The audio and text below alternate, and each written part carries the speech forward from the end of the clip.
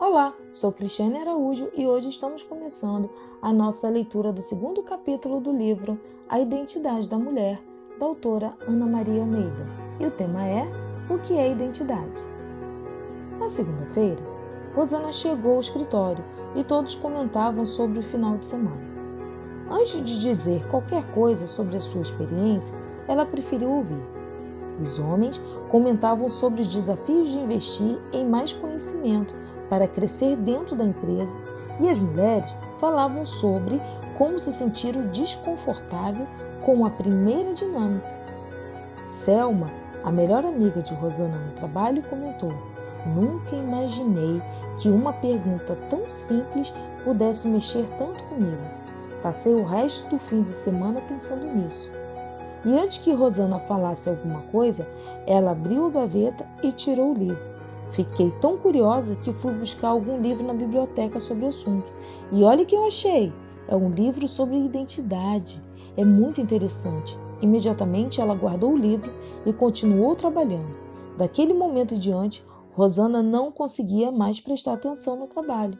Sua curiosidade também tinha sido aguçada e queria muito ler aquele livro. Ela teve uma ideia. Para não interromper o trabalho da amiga, nem chamar atenção, ela escreveu um e-mail para Selma pedindo uma cópia de texto. Aos poucos minutos, Selma se vira e olha para a Rosana e faz um sinal positivo com o dedo.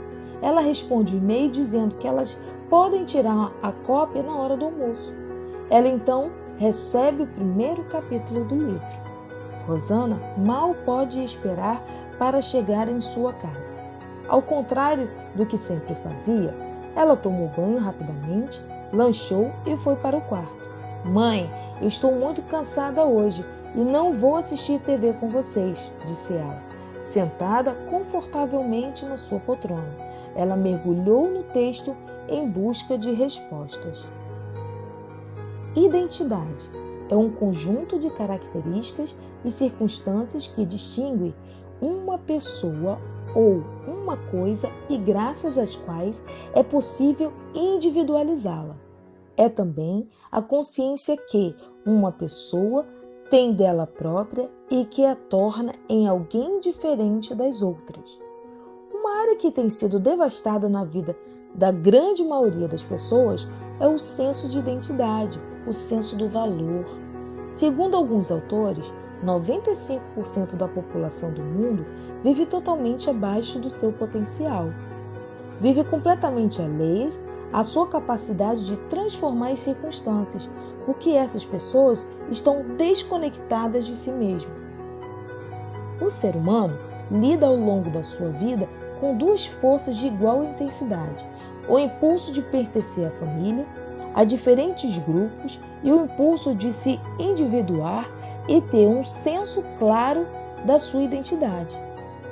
Quando o pertencimento é maior do que a individuação, a identidade fica prejudicada.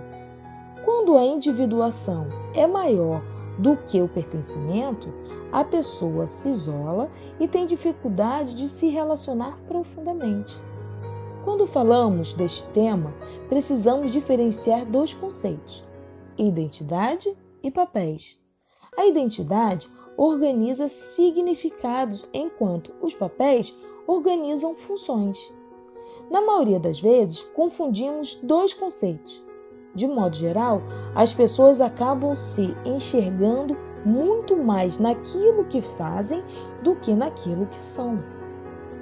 Como acabamos exercendo vários papéis ao longo da vida, nos identificamos com eles. Quando um deles termina, podemos sofrer uma série de crise existencial. Por exemplo, uma mulher organiza sua identidade no papel de esposa e, quando acontece o divórcio ou viuvez, ela sente um grande vazio e corre o risco de ter sua vida paralisada. Ou a mulher que vive intensamente o papel materno e tem dificuldade de deixar os filhos crescerem. O que ela vai fazer quando os filhos não precisarem mais dela? Ou o homem que liga a sua identidade ao seu papel profissional e quando acontece uma demissão ou aposentadoria, ele se sente perdido e passa a se sentir um fracasso. Portanto, é muito importante que haja um fortalecimento da identidade para que os papéis não sejam um fator que nos constitui essencialmente. Ter a consciência de quem você é te ajuda a entrar e sair dos diversos papéis sem ser moldada por eles. Quando estes papéis mudam ou terminam, você continua a se sentir valiosa e importante. Algo importante a respeito e impressionante da identidade é que no meio de 7 bilhões de seres humanos, você é única. Não existe ninguém igual a você. A marca mais clara desta verdade é sua impressão digital.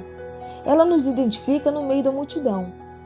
Anos de estudos e inúmeros de pesquisas na área de desenvolvimento humano encontraram alguns sintomas de perda da identidade.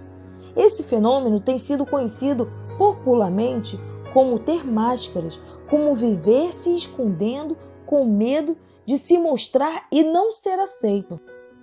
Quais são os sinais de que vivemos desconectados da nossa verdade interior?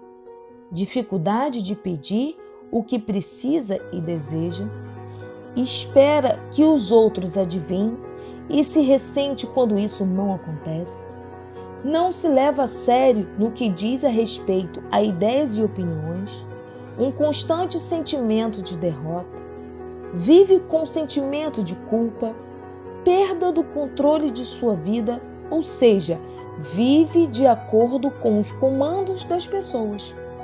Sente-se usada pelas pessoas, fica com raiva, mas não consegue se posicionar, sentimento de desvalor e a expectativa de que, se um dia alguém a valorizar de verdade, ela vai se sentir bem.